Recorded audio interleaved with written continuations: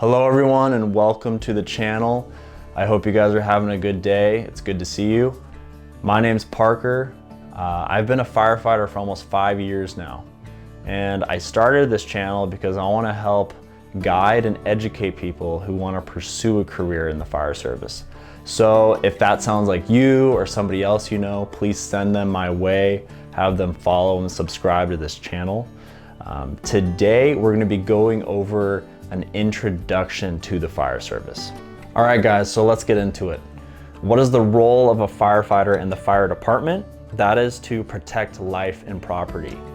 How do we do that? We do that by responding to structure fires, EMS calls, hazardous material incidents, traffic collisions, and various other emergencies. That brings us to our next topic, fitness. If you're not in shape, you're dead to me.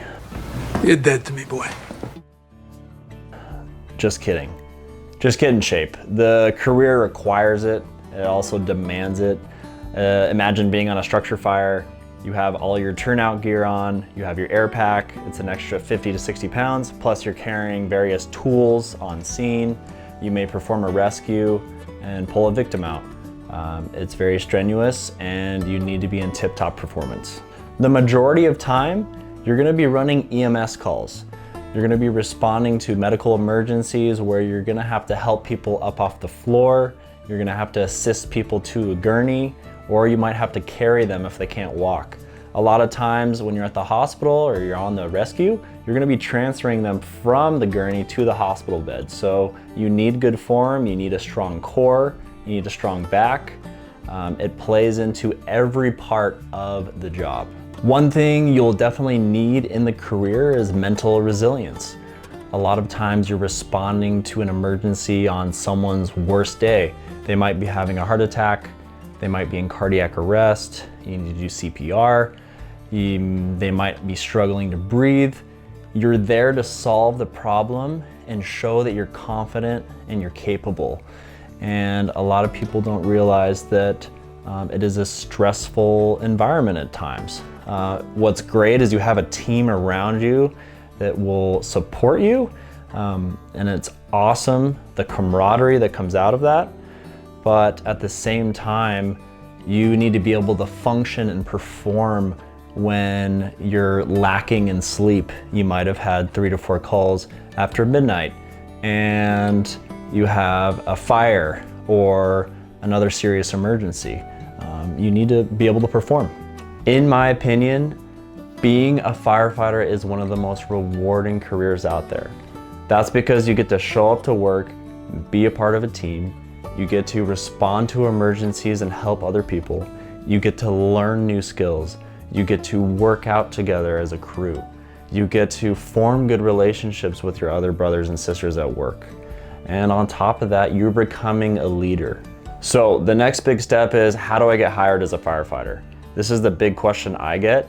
So you're gonna need to be at least 18 years old, you need your high school diploma or GED, and you need your EMT basic. The EMT basic can be done through a community college, a hospital, or found online. I completed my EMT course through a community college, so I was able to get it done within a semester. But I've also heard of courses being offered online at an accelerated level where you can finish the course in as little to 1 or 2 months.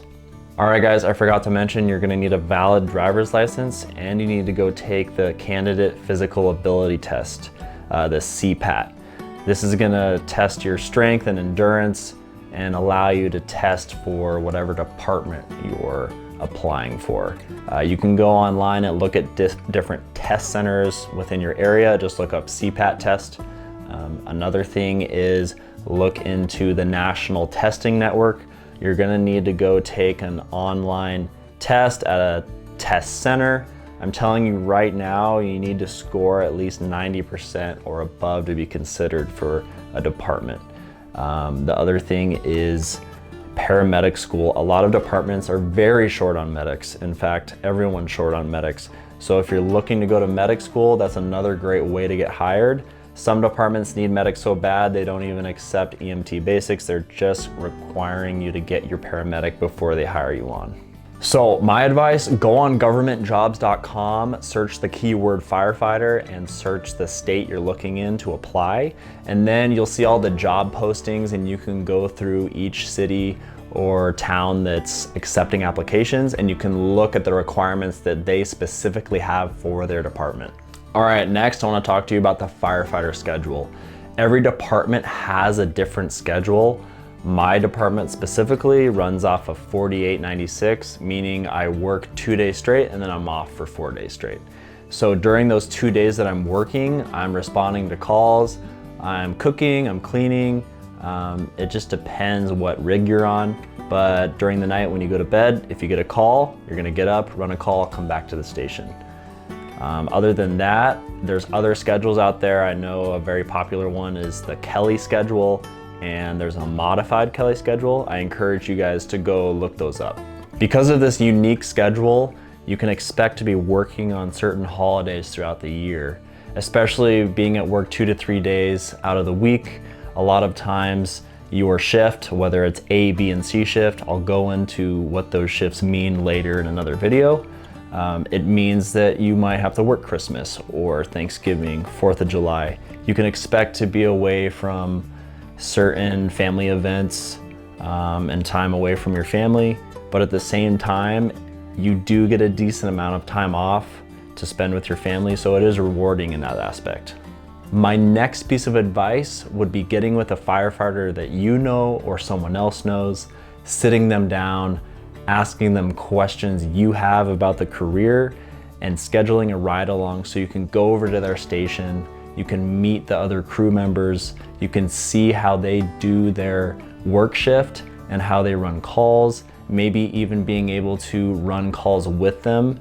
This is a great way to figure out, hey, is this career right for me? I would hate for you to go all the way through EMT school, get your certifications, and after realize, I don't think this is right for me or I'm not cut out for this job. So ask the questions, go on a ride along, and talk to the right people. All right, everyone, I gave you a small snippet of an introduction to the fire service, what it entails, what to expect, how to prepare. Thank you for sticking around. I'm excited to help educate and guide you guys in this career path.